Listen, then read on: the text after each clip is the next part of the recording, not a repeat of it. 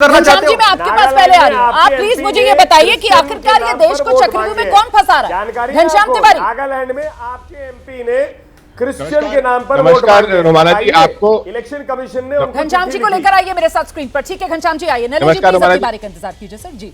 नमस्कार रोमाना जी, आपको, दर्शकों को और को पैनलिस्ट को। देश यहाँ के युवाओं का है, यहाँ के किसानों का है।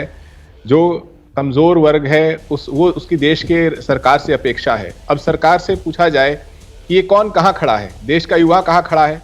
जो सरकार सुप्रीम कोर्ट में साफ सबूत होने के बावजूद कहती रही कि पेपर लीक नहीं हुआ, उसने देश के युवाओं को, जो होनहार बच्चे अपनी मेहनत से डॉक्टर बनना चाहते थे, उनको चक्रव्यूह में फंसाया। नीट पीजी का एग्जाम लास्ट मिनट पे पोस्टपोन करके उनको फंसाया। जो सरकार साधारण एग्जाम नहीं करा सकती, वो छात्रों को फंसाती है चक्रव्यूह में। जो सरकार युवाओं को रोजगार नहीं दे सकती, धोखा देती है, कहती है 2 करोड़ रोजगार हर साल देंगे। आरबीआई रिपोर्ट निकालता है कि हमने 4.5 करोड़ रोजगार दे दिए। जितने लोग काम करने वाले नहीं हैं देश में, जो लेबर फोर्स है, उससे ज्यादा लोग रोजगार कर रहे हैं। ये आंकड़े आरबीआई देता है। और फिर इकोनॉमिक सर्वे कहता है कि देश में सरकार को हर साल 78,50,000 जॉब्स क्रिएट करनी पड़ेंगी। अगर 2030 तक करेगी, तब जाकर के इस देश के युवाओं का पोषण हो सकेगा। ठीक है। तो आज के में देश का युवा जो है चक्रव्यूह में फंसा हुआ है। जो 700 किसान प्रधानमंत्री जी से मिलने आए थे, वो सड़क पर शहीद हो गए।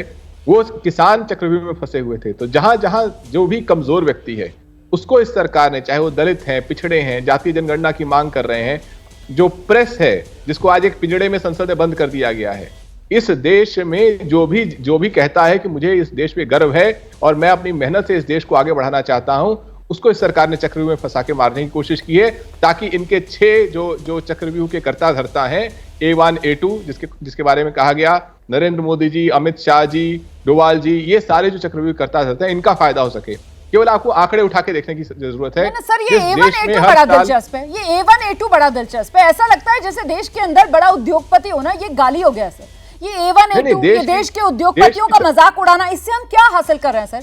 एक तरफ हम ये कहते हैं कि देश के उद्योगपति जब तक प्राइवेट निवेश देश में नहीं लेकर आएंगे, तब तक अर्थव्यवस्था का चक्का नहीं घूमेगा, और दूसरी तरफ देश के जो बड़े उद्योगपति हैं उन्हीं को हम A1 A2, अडानी अंबानी, गलती हो गई, A1 A2 किस नाम से बुलाऊं, 3-4 बुलाऊं, आप ही बता दो। ये क्या है सर, ये कैसी भाषा है? 10 सेकेंड बस।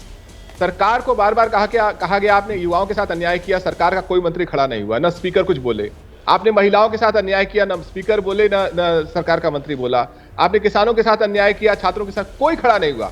जैसे ही अडानी अंबानी कहा गया, A1 A2 कहा गया, स्पीकर बोलने लगे, सरकार का मंत्री खड़ा हो गया। जैसे वो चुने ही इसलिए गए हैं कि उन लोगों का बचाव कर सके।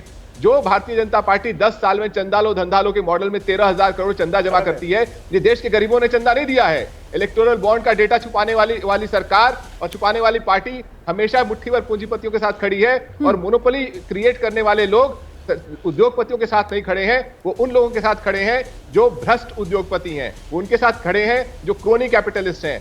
और ना ये लोग स्वस्थ कंपटीशन कराते तो A1 A2 की नौबत नहीं आती। ये मोनोपोली बनाना चाहते हैं, इसीलिए A1 A2 के बारे में कहा जा रहा है, इसीलिए इनको दर्द हो रहा है, इसलिए इनके मंत्री खड़े होकर उनको डिफेंड करते हैं। ठीक है सर। वैसे A1 A2 और उनके यहाँ जब समारोह होते हैं तो फिर सभी पार्टियों के नेता वहां पर नजर आते हैं। हमें तो आपकी पार्टी के नेता भी वहां पर नजर आते हैं उनके यहाँ। A1 A2 जिनको लेकर संसद के अंदर इस तरीके की भाषा का इस्तेमाल किया जाता है। ठीक है, मैं राजीव जी का रुख कर रही हूँ। राजीव जी, मैं आपसे जानना चाहती हूँ, A1 A2 क्रोनी कैपिटलिज्म, इस पर जवाब दीजिए सर। और सरकार का डिफेंड कर रही है, इसी वजह से घनश्याम जी कह रहे हैं कि साहब किसान, युवा, जवान, महिला की बात हो रही थी तो इनको दर्द नहीं हुआ, लेकिन सरकार किसे बचाने खड़ी होती है? A1 A2 को। देखिए, सबसे पहली बात है रोमाना जी, आपने स्वयं उसका जिक्र किया है कि आप अंबानी अडानी को आप A1 A2 कहें या जो भी जिस उपनाम से आप उनका संबोधन करें, लेकिन व्यवहार में तो वो दिखता नहीं है कि इन औद्योगिक घरानों को केवल 10 वर्ष तो नहीं लगे अपने साम्राज्य को स्थापित करने में।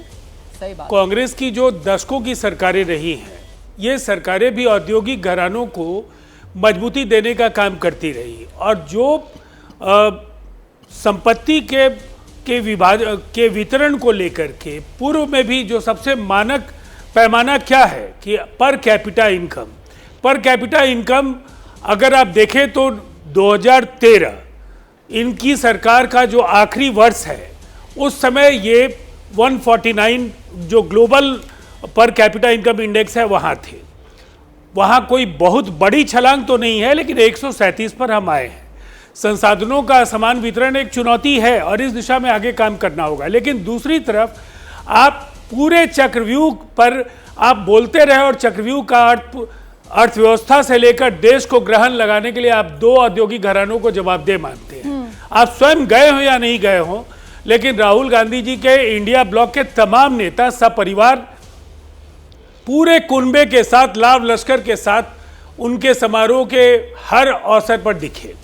देखिए, ऐसे दोहरे मानदंड जनता भी समझती है और उन राज्यों में जहां इंडिया ब्लॉक की सरकारें हैं, क्या ये दो बड़े जो औद्योगिक समूह हैं इनको सरकारी ठेके नहीं मिलते हैं, वहां उन्हें निवेश की स्वीकृति नहीं मिलती है?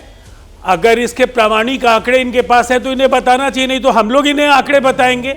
इसलिए भाषण में केवल तालियां बटोरना और लोगों को गुमराह करना, सही बात है सर। फिर मैं हलवा संस्कृति पर कहूंगा, क्योंकि आप विपक्ष में A1 A2 आप अडानी अंबानी पर निशाना साधिए, और वो राज्य जहां पर आप सत्ता में हैं वहां पर आप ही के मुख्यमंत्रियों के साथ इन्हीं A1 A2 की जब तस्वीरें आती हैं तो फिर चुप्पी, फिर बोलती बंद।